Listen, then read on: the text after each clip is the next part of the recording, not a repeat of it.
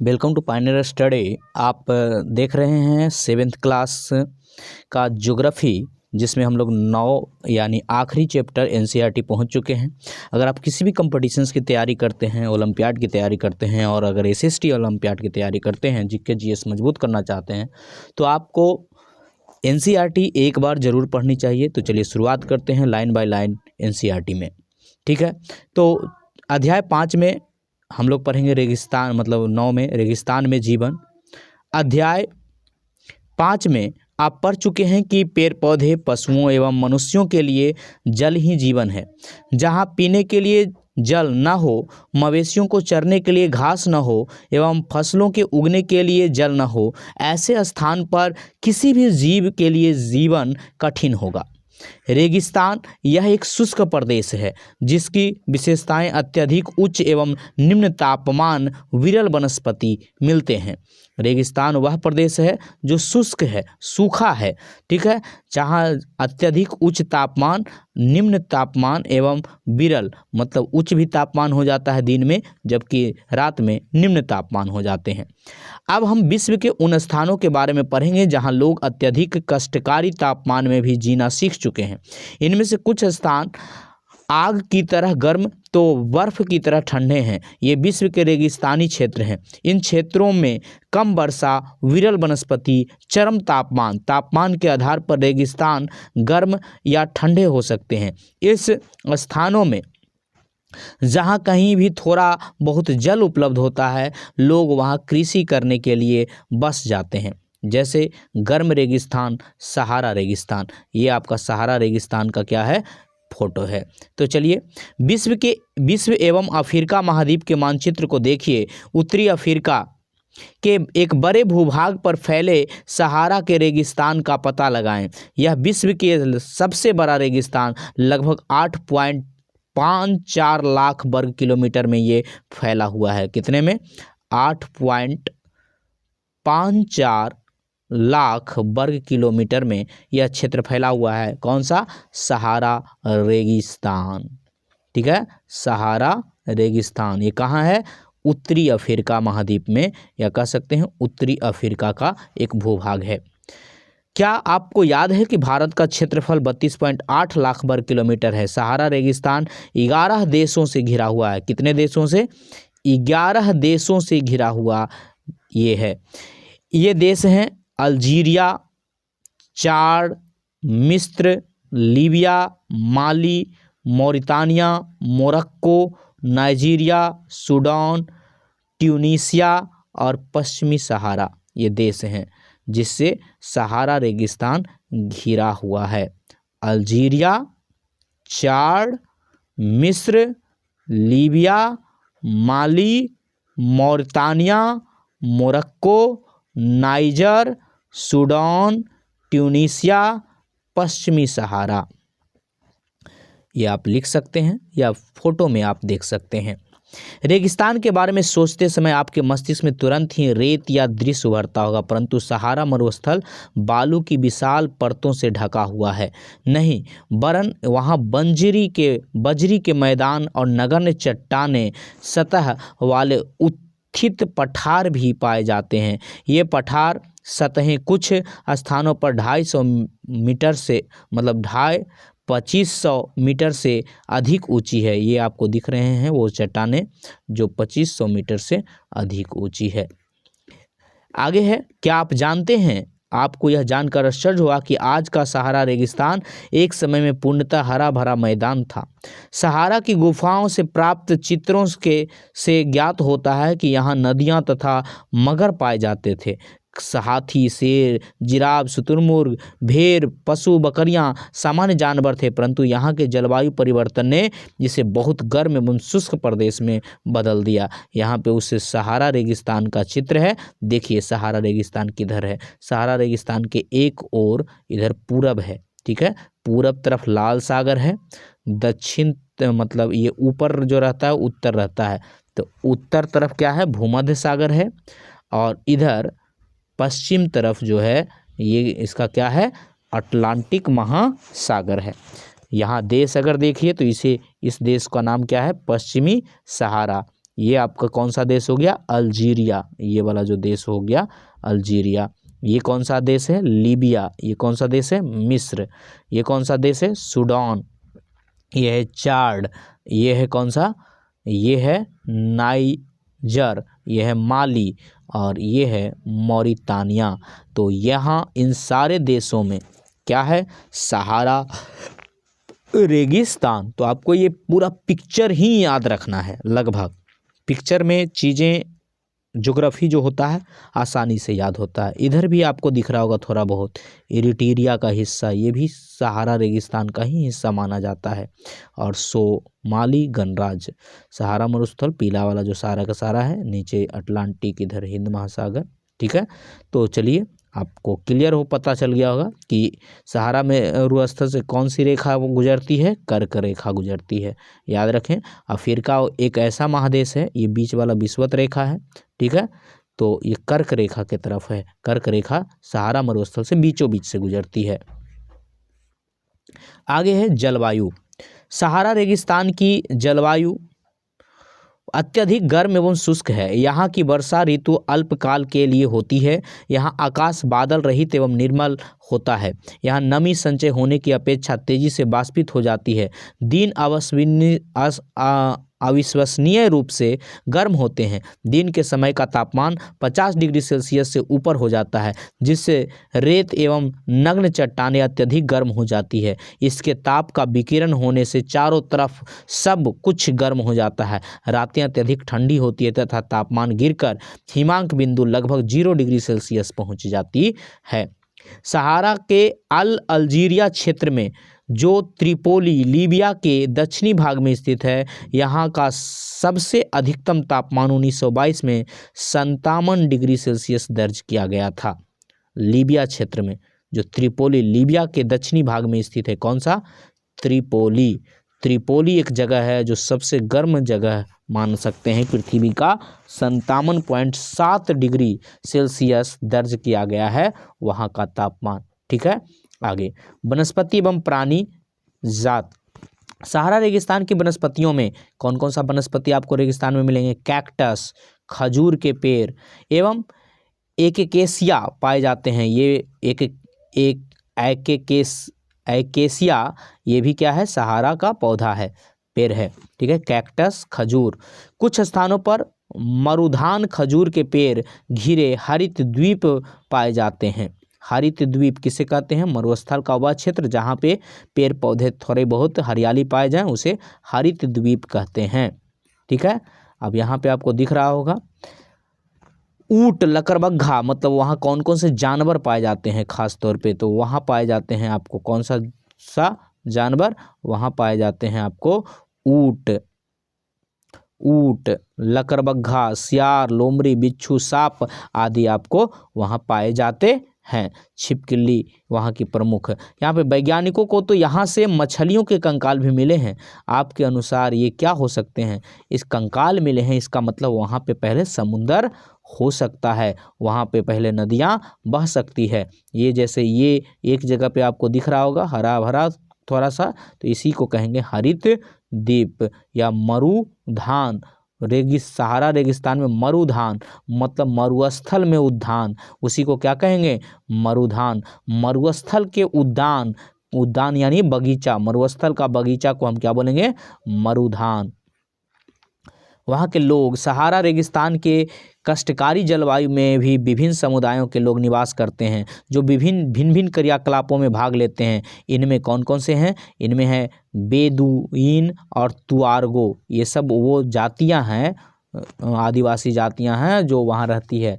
चलवासी जनजातियां हैं, ये चलवासी जनजातियां उसी आदिवासियों को कहते हैं जो एक जगह से दूसरे जगह चलते रहते हैं। चलवासी जनजातियां वाले लोग बकरी, भेड़, ऊंट, घोड़े जैसे पशुधन को पालते हैं। इन पशुओं में से इन लोगों को दूध मिलता है। इनकी खाल से ये पेटी, जूते, पानी की बोतल बनाने के लिए चमड़ा प्राप्त करते हैं तथा पशुओं के बालों का उपयोग चटाई, कालीन, कपड़े एवं कंबल बनाने के लिए करते हैं। धूल भरी आंधियाँ एवं गर्म वायु से बचने के लिए ये लोग भारी वस्त्र पहनते हैं। ये लोग कैसे वस्त्र पहनते हैं? भारी वस्त्र पहनते हैं। इसलिए राजस्थान के थार मरुस्थल वाले इलाकों में देखिएगा वो लोग बहुत भारी वस्त्र पहने रहेंगे। क्यों? ताकि वो गर्म वायु से और धूल भरी आंधियों से बच सकें। सहारा मरुधान एवं मिस्र में नील घाटी लोगों को निवास में मदद करती है। यहाँ जल की उपलब्धता होने के से लोग खजूर के पेड़ उगाते हैं। यहाँ चावल, गेहूँ, जौ एवं सेम जैसी फसलें भी उगाई जाती है। मिस्र में उगाए जाने वाले कपास पूरे विश्व में प्रसिद्ध है। तो मिस्र किस लिए प्रसिद्ध है? कपास की खेती के लिए मिस्र प्रसिद्ध है। तेल की खोज संपूर्ण विश्व में अत्यधिक मांग वाले इस उत्पाद का अल्जीरिया, लीबिया, मिस्र में होने के कारण सहारा रेगिस्तान में तेजी से परिवर्तन हो रहा है। इस क्षेत्र में प्राप्त अन्य महत्वपूर्ण खनिज जैसे लोहा, फास्फोरस, मैग्नीज और यूरेनियम भी मिलते हैं। तो रेगिस्तान में कौन कौन से मिलते हैं? लोहा, फास्फोरस, Fe, Mn और यूरेनियम, ये सारे चीज़ मिलते हैं। तथा यहाँ पे और क्या मिलता है? पेट्रोलियम मिलता है। सहारा की संस्कृति जीवन शैली में भी परिवर्तन आ रहा है। आज यहाँ मस्जिदों से ऊंचे कांच की खिड़कियां वाले भवन तथा ऊँटों के प्राचीन मार्ग के स्थान पर सुपर महामार्ग बन रहे हैं। नमक के व्यापार में ऊँटों का स्थान ट्रक ले रहा है। तुआर्गो लोग विदेशी पर्यटकों के लिए मार्गदर्शक, तुआर्गो बोलते हैं तुर्की वाले लोगों को, मार्गदर्शक का काम कर रहे हैं। आज अनेक चलवासी जनजातियों के लोग शहरी जीवन की ओर चल रहे हैं, जहां वे तेल एवं गैस के कार्यों को में नौकरी ढूंढते हैं। जब रेत का पवन उड़ा ले जाती है तो वहां गर्त बन जाता है। जहां गर्त में भूमिगत जल सतह पर आ जाता है वहां मरुधान बनते हैं। मरुधान कहाँ बनते हैं? जब रेत वहाँ से उड़ जाते हैं तो वहाँ मरु जो भूमिगत जल है वो वहाँ पे नमी बना देता है, जहाँ मरुधान। ये क्षेत्र उपजाऊ होते हैं। लोग इनके आसपास निवास करते हैं एवं खजूर के पेड़ तथा अन्य फसलें उगाते हैं। कभी कभी यह मरुधान असामान्य रूप से बड़ा भी हो जा सकता है। मोरक्को जो कि एक देश है में टैफिलालेट मरुधान ऐसा है, एक विशाल मरुधान है जो 13,000 वर्ग किलोमीटर में फैला हुआ है। टैफिलालेट मरुधान कहाँ है? मोरक्का में है, जिसका क्षेत्रफल कितना है? 13,000 वर्ग किलोमीटर है। आगे है लद्दाख। शब्द 2 शब्दों से बना है। ला का अर्थ होता है पर्वतीय दर्रा और दाख का अर्थ होता है देश, यानी पर्वतीय दर्रा का देश लद्दाख। ला दाख, पर्वतीय दर्रा का देश, उसको बोलते हैं दाख यानी देश। दाख माने क्या होता है? देश। दाख माने देश, ला मीन्स पर्वतीय दर्रा, तो लद्दाख का मतलब हो गया पर्वतीय दर्रा वाला देश। चलिए शुरुआत करते हैं। ठंडा रेगिस्तान लद्दाख। जम्मू एवं कश्मीर के पूर्व में बृहत हिमालय में स्थित लद्दाख एक ठंडा रेगिस्तान है। ठंडा रेगिस्तान किसे कहा जाता है? लद्दाख को कहा जाता है ठंडा रेगिस्तान। इसके उत्तर में काराकोरम पर्वत श्रेणी है। लद्दाख के उत्तर में कौन है? काराकोरम। एवं दक्षिण में जास्कर पर्वत श्रेणी है। लद्दाख के ऊपर, उत्तर में क्या है? ऊपर मानचित्र में ऊपर को दिखाते हैं, उत्तर से काराकोरम पर्वत श्रेणी और दक्षिण में क्या है? जास्कर पर्वत श्रेणी। लद्दाख से होकर अनेक नदियां बहती है, जिनमें से सिंधु नदी प्रमुख है। ये नदी गहरी घाटियों, जिसको क्या बोलते हैं? नदी घाटियों को, गहरी घाटों को गार्ज बोला जाता है, महाखड़ या गार्ज का निर्माण करती है। लद्दाख में अनेक हिमानियाँ जैसे गैंगरी हिमानी जो बर्फ़ को पिघलकर जो झील बन जाता है वो गैंगरी मतलब हिमानी, जो कि लद्दाख में कौन है? गैंगरी हिमानी है। चलिए ये सब लिख चुके होंगे कि ठंडा रेगिस्तान किसे कहा जाता है? लद्दाख को। लद्दाख के उत्तर में कौन सा श्रेणी है? काराकोरम श्रेणी। दक्षिण में कौन है? जास्कर श्रेणी। सिंधु नदी मूल रूप से वहाँ से, और जो वहाँ से घाट नदियाँ गुजरती है वो क्या बनाती है? महाखड़, या महाखड़ को क्या कहते हैं? गार्ज कहते हैं। लद्दाख में हिमानियाँ क्या बनाती है? ग्रैंगनी हिमानी। लद्दाख की ऊंचाई कारगिल से लगभग 3,000 मीटर, जिससे लेकर काराकोरम 8,000 मीटर से भी अधिक पाई जाती है। अधिक ऊंचाई के कारण यहाँ की जलवायु अत्यधिक शीतल एवं शुष्क है। यानी ऊंचाई पर जाने पर जलवायु कैसी हो जाती है? शीतल हो जाती है और शुष्क हो जाती है। क्या हो जाती है? शीतल और शुष्क हो जाती है। इस ऊंचाई पर वायु परत पतली होती है, जिससे सूर्य की गर्मी की अत्यधिक तीव्रता महसूस होती है। ग्रीष्म ऋतु के दिन में तापमान 0 डिग्री सेल्सियस से कुछ ही अधिक होता है और रात का तापमान 0 से -30 डिग्री सेल्सियस से नीचे चला जाता है। शीत ऋतु में यह बर्फीला ठंडा हो जाता है और तापमान लगभग -40 डिग्री से नीचे हो जाता है। चूँकि यह हिमालय की वृष्टि छाया क्षेत्र, अब ये वृष्टि छाया क्षेत्र क्या है? वृष्टि छाया क्षेत्र वह क्षेत्र है जो पर्वतों, एक तरफ तो इसके जैसे ये पर्वत है, इधर से अगर मानसूनी पवनें चली यानी यहाँ पे बारिश होगा, परंतु इसके पीछे वाला क्षेत्र जो होगा इस पर्वत के, उधर चूंकि बादल नहीं गया है तो इधर बारिश नहीं होगा, तो इस क्षेत्र को क्या बोलेंगे? वृष्टि छाया क्षेत्र। तो जो लद्दाख है वो हिमालय के वृष्टि छाया क्षेत्र में पड़ता है, इसलिए लद्दाख में बारिश नहीं होती है, यहाँ वर्षा बहुत कम होती है। तो वृष्टि छाया क्षेत्र में बारिश कम होती है, वृष्टि छाया क्षेत्र में बारिश बहुत कम होती है। यहाँ पे आपको दिख रहा होगा लद्दाख कि कौन कौन सा, ये गिलगित जो है अब पाकिस्तान पीओके में शामिल हो गया है, ठीक है। इंडिस नदी, ठीक है, शामिल अभी नहीं हुआ है परंतु इसको हम लोग लाने का प्रयास में हैं, ठीक है। यहाँ पे आपको इंडिस नदी, सिंधु नदी का ही, यहाँ सियोक नदी, ठीक, सियोक नदी आपको दिख रहा होगा, ठीक है। यहाँ पे सियाचिन हिमनद है, ठीक है, ये लद्दाख श्रेणी हो गया, ठीक है। यहाँ पे देहरा, गोमसापा, ये सारा का सारा जो हिस्सा है ये सब क्या है? यहाँ लेह हो गया, लद्दाख की राजधानी। ये जोजिला दर्रा है, जोजिला दर्रा, ठीक है, जो लद्दाख को श्रीनगर से जोड़ती है, ये श्रीनगर जम्मू कश्मीर हो गया। ये सिंधु नदी हो गया, ये वालचा दर्रा हो गया, वालचा दर्रा, ये रोहतांग दर्रा हो गया, ठीक है, आप समझ गए होंगे। तो ये हमारा ऊपर वाला हिस्सा, भारत का ऊपरी हिस्सा, सर कह सकते हैं, भारत का सर। आगे है, मुश्किल से 10 सेंटीमीटर बारिश प्रति वर्ष होती है। यह क्षेत्र बर्फीला हवाओं एवं तेज जलाने वाली सूर्य ताप का अनुभव करती है। यह जानकर आपको आश्चर्य होगा कि यदि आप सूर्य की धूप में इस तरह बैठ के आपके पैर छाया में हो तो आप एक साथ एक समय पर ही उष्माघात एवं तुषारघात से ग्रसित हो जाएंगे। उष्माघात और तुषारघात से ग्रसित हो जाएंगे कि आधा हिस्सा आपका गर्मी में है और आधा हिस्सा छाया में है, तो एक साथ आप दोनों में हो जाएंगे। तो यहाँ पे वही हाल है।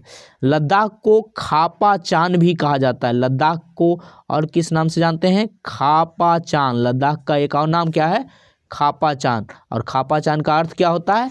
हिम भूमि। खापा चान का अर्थ क्या होता है?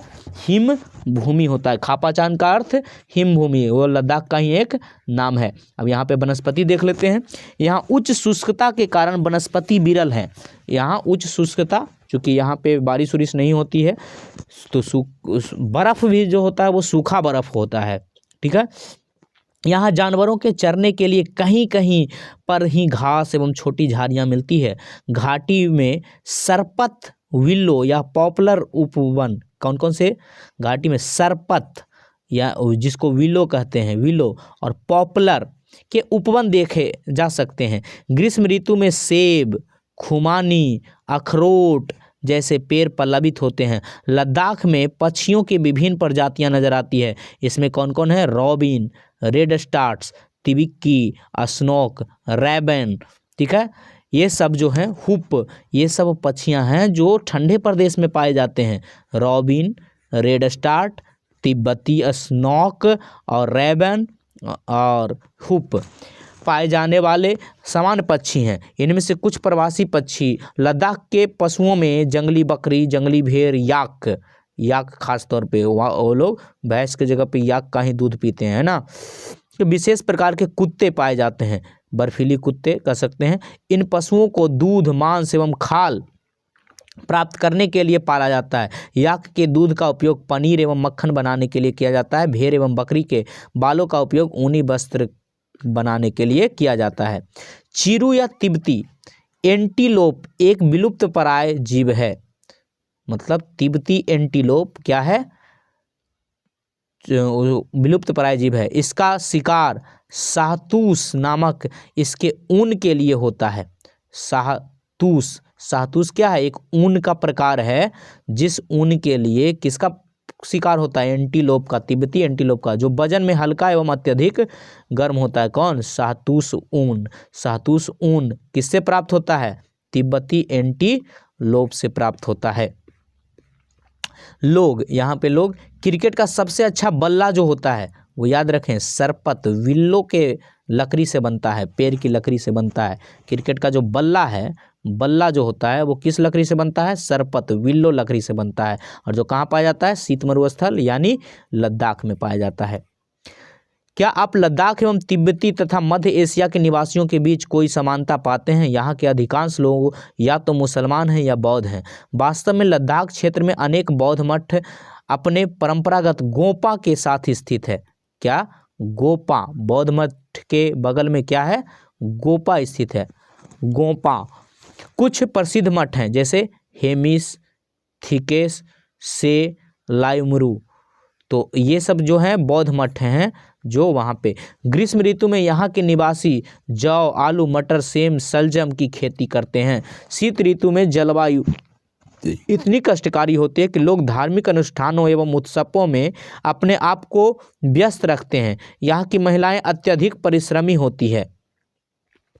वे केवल घर के खेतों में ही काम नहीं करती बल्कि छोटे व्यवसाय एवं दुकानें भी संभालती है। लद्दाख की राजधानी लेह सड़क एवं वायु मार्ग द्वारा भली भांति जुड़ी है। राष्ट्रीय राजमार्ग 1 लेह को जोजिला दर्रा होते हुए कश्मीर घाटी से जोड़ता है। क्या आप हिमालय के कुछ अन्य दर्रों के नाम बता सकते हैं? तो यहाँ पे जो जोजिला दर्रा से जोड़ने वाला है वो कौन है? राष्ट्रीय राजमार्ग 1A जो है वो लेह को जोजिला दर्रा से जोड़ता है। और जोजिला दर्रा लेह को किससे जोड़ता है? कश्मीर घाटी से। अभी अभी फोटो में भी हम लोग देखे थे, है ना। तो राष्ट्रीय राजमार्ग थिकेस मठ, ये जो मठ है वो कौन सा मठ है? थिकेस मठ का फोटो है। आगे यहाँ का मुख्य क्रियाकलाप पर्यटन है। देश विदेश से अनेक पर्यटक यहाँ पर्यटन के लिए आते हैं। गोपा दर्शन, घास के मैदानों में हिमनदों की सैर एवं उत्सवों का अनुष्ठान को देखना यहाँ का प्रमुख पर्यटन है। गोपा दर्शन मतलब बौद्ध मठों का दर्शन। आधुनिकीकरण के फलस्वरूप यहाँ के जनजीवन में परिवर्तन आ रहा है, लेकिन लद्दाख के लोगों ने शताब्दियों से प्रकृति के साथ समन्वय एवं संतुलन करना सीखा है। जल एवं ईंधन जैसे साधनों की कमी के कारण ये आवश्यकता अनुसार एवं मितव्यता से ही इनका उपयोग करते हैं और कुछ भी व्यर्थ नहीं करते। पारंपरिक वेशभूषा, लद्दाखी महिलाएं देख रहे होंगे कितने सज धज के रहती है। मनाली लेह राजमार्ग 4 दर्रों से होकर गुजरती है। ये याद रखें, मनाली लेह मार्ग कितने दर्रों से होकर गुजरती है? रोहतांग दर्रा, वारलाचा दर्रा, लामने दर्रा, ठीक, चुनगाल चालाचाला और टंगलंग दर्रा, ठीक है। यह राजमार्ग केवल जुलाई से सितंबर के बीच ही खुलता है। यह बर्फ से मार्ग से हटा दिया जाता है, नहीं तो इस पे हमेशा क्या होती है? बर्फ पड़ी रहती है। तो इसके साथ ही आपका ये तो चैप्टर मतलब सारे पार्ट खत्म हो गए। यहाँ पे क्या पूछ रहा है? विश्व के कौन से 2 प्रकार के रेगिस्तान पाए जाते हैं? तो एक मरुस्थल और एक ठंड मरुस्थल, मतलब जैसे सहारा रेगिस्तान हो गया गर्म मरुस्थल और एक ठंडा मरुस्थल। सहारा रेगिस्तान किस महाद्वीप में स्थित है? अफ्रीका महाद्वीप में। लद्दाख रेगिस्तान की जलवायुगत परिस्थितियाँ क्या है? तो वहाँ क्या होती है? जल बहुत कम मिलती है, शुष्क एवं ठंड पाए जाते हैं। लद्दाख में पर्यटकों के लिए प्रमुख केंद्र क्या है? तो अभी अभी था गोपा या बौद्ध मठ और वहाँ की संस्कृति। सहारा रेगिस्तान के लोग किस प्रकार के वस्त्र पहनते हैं? वो भारी वस्त्र पहनते हैं ताकि वो गर्म वायु से बच सकें। लद्दाख में उगने वाले पेड़ों के नाम बताइए। तो वहाँ सेब के पेड़, अखरोट के पेड़, ये सब के पेड़ उगते हैं। आगे, सहारा अफ्रीका के किस भाग में स्थित है? तो वो उत्तरी भाग में स्थित है। सहारा किस प्रकार का रेगिस्तान है? वो गर्म रेगिस्तान है। लद्दाख रेगिस्तान के अधिकांश निवासी या तो बौद्ध हैं या तो मुसलमान हैं। रेगिस्तान की विशेषता क्या होती है? यहाँ विरल ही वनस्पति पाई जाती है। लद्दाख में हेमिस प्रसिद्ध है, किस लिए? तो ये बौद्ध मठ है। हेमिस क्या है? बौद्ध मठ है। मिस्र निम्न फसल के लिए प्रसिद्ध है। तो मिस्र मकई के लिए, कपास के लिए प्रसिद्ध है, कपास के लिए। आगे यहाँ पे आपको ये मिलान करना है, तो ये आप खुद मिलान कर सकते हैं, ठीक है। मरुधान कौन है? बेदुयान कौन है? तेल कौन है? ग्रेंगी क्या है यहाँ पे? और लामुयान कौन है? तो ग्रेंगी हिमनद है, ठीक है। आगे लामुयारी ये शायद बौद्ध मठ होगा। तेल तेल क्या है? तेल कहाँ से मिलता है? लीबिया से मिलता है। मरुधान जल के साथ गढ़ते। बेदुआन क्या है? ये मरुधान कहाँ मिलते हैं? सहारा में मिलते हैं। तो इस तरीके से रेगिस्तान में अल्प वनस्पति होती है। क्यों? क्योंकि वहाँ जल की कमी रहती है या तापमान अधिक या बहुत कम रहता है। सहारा रेगिस्तान के लोग भारी वस्त्र पहनते हैं गर्म वायु से बचने के लिए। मानचित्र में ये सब दिखा सकते हैं, ठीक है। भारत के मानचित्र में यहाँ पे कह रहा है रेगिस्तानों के खेल। कक्षा में किए जा सकने वाले इस क्रियाकलाप से सभी विद्यार्थियों में सम्मिलित हो सकते हैं। आप भी इस खेल को खेल सकते हैं, तो आप इस चीज़ को रोक कर पढ़ लें और उसके बाद इस खेल को आप अपने विद्यार्थियों के साथ, खुद के साथ, अपने दोस्तों के साथ खेलें। गुड लक दोस्तों, फिर मिलेंगे अगले क्लास के ज्योग्राफी में तथा 7th क्लास के किसी और सब्जेक्ट के साथ, ठीक है। तो और यहाँ पे आपको दिया गया है, देखिए यहाँ पे आपको दिया गया है कुछ वेबसाइटों के नाम, जैसे SchoolDiscovery.com। यहाँ से आप बहुत सारे स्टडी मटेरियल डाउनलोड कर सकते हैं, बिल्कुल फ्री है। ये NCERT के वेबसाइट पे भी मौजूद है, ठीक है। तो इन सारे वेबसाइटों पे आप जा सकते हैं, विजिट कर सकते हैं, ठीक है। तो चलिए, हमारा गुड लक, बने रहें पायनियर स्टडी के